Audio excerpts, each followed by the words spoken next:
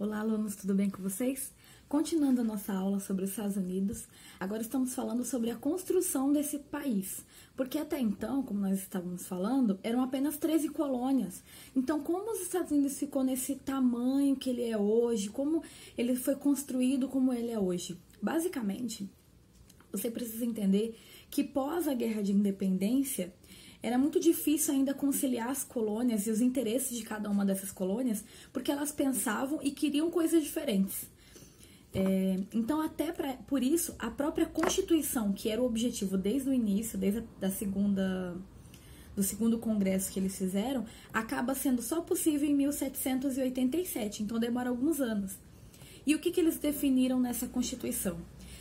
Algumas ideias vindas do iluminismo, do liberalismo, né? Então, era a divisão dos três poderes, legislativo, judiciário e executivo, era um regime republicano, as pessoas teriam a liberdade de expressão, então poderiam expressar qualquer tipo de opinião diferente que eles tivessem, existiria um governo central, por meio do presidente, mas existiria muita liberdade entre os estados, então cada uma dessas colônias poderiam, ou agora estados, teriam a possibilidade de definir o que era melhor ou não para cada um dos seus estados, tudo bem? Para que servia então a figura do governo central? Era apenas para unir o território, porque senão ia ficar muito isolado e ia acabar separando. Então o objetivo não era esse, era fortalecer o país. Com isso, após a primeira Constituição, começa um novo período, que é a expansão. Como que das 13 colônias, de apenas um lado, eu vou mandar para vocês depois algumas imagens. Se vocês quiserem, podem pesquisar também na internet de como eram as 13 colônias, até como é o território hoje nos Estados Unidos. Como chegou a isso? Nós temos diversos tipos de processo de expansão. Primeiramente, nós temos a Marcha para o Oeste, que basicamente era o governo dando terras às pessoas que fossem mais para o oeste em busca de novas terras. Então, por exemplo, se você e sua família, tô querendo terras novas, então eles pegavam toda a sua família e ia embora para esse oeste em busca dessa terra. Quando eles chegavam em determinada terra, ele colocava sua bandeirinha, essa terra é minha, e o governo dava essa terra pro colono, pro cidadão. Com que objetivo? Principalmente tirar os indígenas e colonizar aquela região. De novo, lembra que a cabeça que eles tinham sempre foi, né? Povoamento.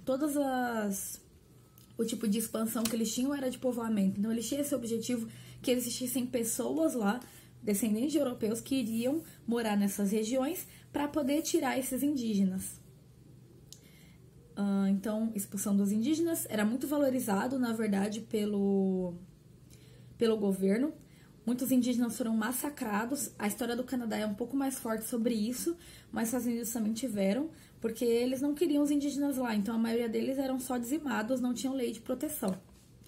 Outras formas, eles compraram alguns territórios da França e da Espanha, que já tinham o domínio desse território, então eles poderiam comprar, mas e se a pessoa não quisesse vender? Se o país não quisesse vender? Foi o que aconteceu com alguns territórios da Inglaterra e do México, em que eles começaram uma guerra para conquistar esse território. Se eu não me engano, uma pequena parcela do México foi paga, mas não o equivalente do território todo que eles conquistaram. Foi muito, muito mais através da guerra, destruindo assim bastante a economia desses novos territórios que estavam se formando na América Central, né? Em outras áreas da América. E qual era a justificativa de tudo isso? Basicamente, é uma teoria chamada Destino Manifesto.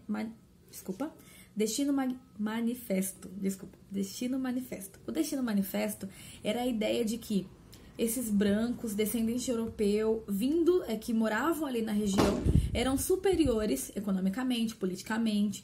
Então, eles deveriam governar toda a região, não só da América, mas do mundo. Era o objetivo desde o início. Então, era uma justificativa para eles fazerem toda essa expansão. E para eles foram bom essa expansão? Muito. Na verdade, desenvolveu a indústria, porque agora eles tinham dinheiro, eles tinham mais território para aumentar seu comércio de agricultura. E também começou a encontrar ouro, onde eles puderam arrecadar mais dinheiro. Com isso, o fim desse processo de expansão, eles chegaram, né, de um oceano a outro, então criando-se próximo aos 50 estados que nós temos hoje, então do Oceano Atlântico até o Oceano Pacífico. Vocês podem ver o mapa da expansão na página 71. Começa uma nova época nos Estados Unidos, em que a região norte, ela não tinha escravo e durante esse período de expansão, ela começa a crescer muito e fortalecer a sua indústria. Para eles não era compensador existirem escravos, porque se tem escravo, tem gente que não recebe, se tem gente que não recebe, então não tem como a indústria também ter mercado consumidor. Então para eles não era bom. A região norte, as colônias norte eram totalmente contra a escravidão. De novo, por uma questão econômica, para eles não era vantajoso ter escravo. Em compensação, a região sul, como nós falamos, ela era agrícola, né? Então precisa do escravo para poder ter como produzir tanto quanto eles produzem. Até que em 1860 entra um presidente chamado Abraham Lincoln. Esse presidente ele vai ser importante porque ele entrou no poder muito apoiado pela região norte. Ele apoiava a indústria e era contra a escravidão. Então começa um novo período que é a Guerra de Secessão ou Guerra Civil Americana. Se você já viu algum filme que mostram pessoas lutando nos Estados Unidos fantasiados de roupa azul e vermelha, basicamente é essa guerra que eles estão simulando. Eles fazem isso até hoje, simulando a Guerra de Secessão. A região norte contra a escravidão e a região sul a favor da escravidão. A região norte, ela tinha o apoio do governo, então ela tinha um exército melhor desenvolvido, mais exército. Eles tinham uma tecnologia tanto bélica quanto em outras áreas muito mais forte, então acaba ganhando. Para a região sul, isso é muito ruim, porque eles vão ficar economicamente abalados, porque perderam a guerra, então durante os 4 anos de guerra também, foi muito desgastante para eles, por ser uma região muito mais agrícola. Mas começa um processo de reconstrução do país, a população negra ela é liberta, a população, no geral, acontece um processo também de industrialização muito grande, né? Fortalecimento dessa indústria.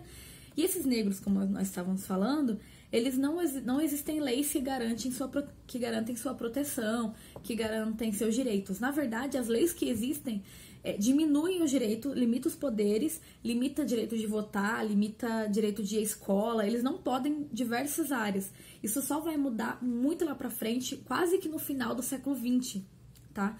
Antes não.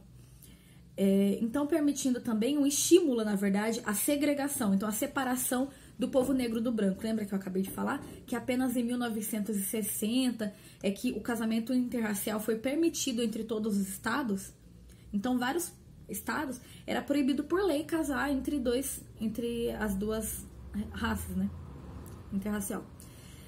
Aí começa a Ku Klux Klan, que é aquele grupo extremamente radical de luta contra o negro. Então eles vão botar fogo nas casas dos negros, não vão permitir com que os negros vão nem de ônibus, até o ônibus era separado, ônibus de branco, ônibus de negro, em vários estados. Esses grupos eles iam fantasiados com aquelas máscaras brancas, não sei se você já viu alguma imagem, botavam fogo nas casas, batiam e espancavam até alguns negros, apenas por serem negros, e aquela justificativa de que o branco ele é superior, tanto racialmente, como economicamente, como culturalmente. Então era realmente de segregação e até humilhação do povo negro. Isso muda muito recentemente, acho que não tem nem 50 anos que as coisas realmente começaram a mudar nos Estados Unidos para o povo negro. É isso que eu queria falar com vocês hoje.